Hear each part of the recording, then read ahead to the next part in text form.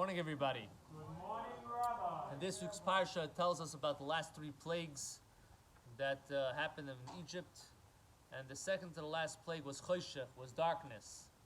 So what happens is, Moshe Rabbeinu is by Pharaoh, and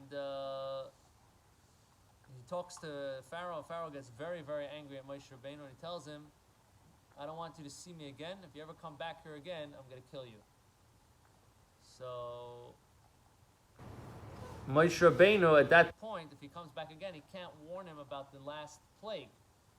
So what Hashem did was, Hashem revealed himself to Moshe Rabbeinu at that moment, while Moshe Rabbeinu was in the palace, and he had a prophecy, vision at that moment, a message from God.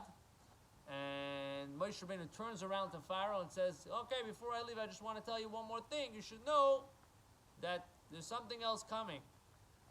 And the last plague, and he tells him what it is. That's, the death of the firstborn and the whole thing. So Rashi explains that it had to be that this happened right there in front of Pharaoh, because Pharaoh already told him, if you come back, I'm going to kill you. So the Cheskuni asks the question, says, wait a second. We know that every time Moshe Rabbeinu had a message or he wanted to pray, he left Egypt, because Egypt was a contaminated place, it was not holy, and therefore it wasn't befitting that he should pray to God, or God should reveal himself in such a place. So how exactly did God speak to him right then and there? So the Cheskuni explains that Hashem picked up Moshe Rabbeinu about 10 tefachim, about 32 inches off the ground, and the level of physical is anything below that, and the level of spirituality starts already from from 32, 34 inches off the ground. So Hashem elevated Moshe Rabbeinu, spoke to him right there, and then he was able to go back down and tell Pharaoh what's going on.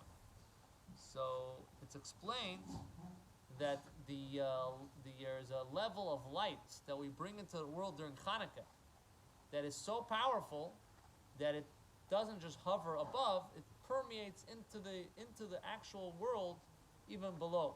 But the truth of the matter is, every mitzvah that we do, it permeates the person, it permeates the world, that usually spirituality does not go all the way down, the spiritual light, but when you do a mitzvah, it does go down.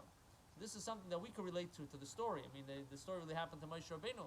But on the other hand, we can see that when we do a mitzvah, it is so powerful, the light is so powerful, that it's able to come in and to become one with whatever object, whatever part of the world we are in. So Hashem Shalom, we should be inspired to bring more light, and we should be able to connect with that, and we should see the blessings in a clear, revealed way, B'karav Mamish. Amen.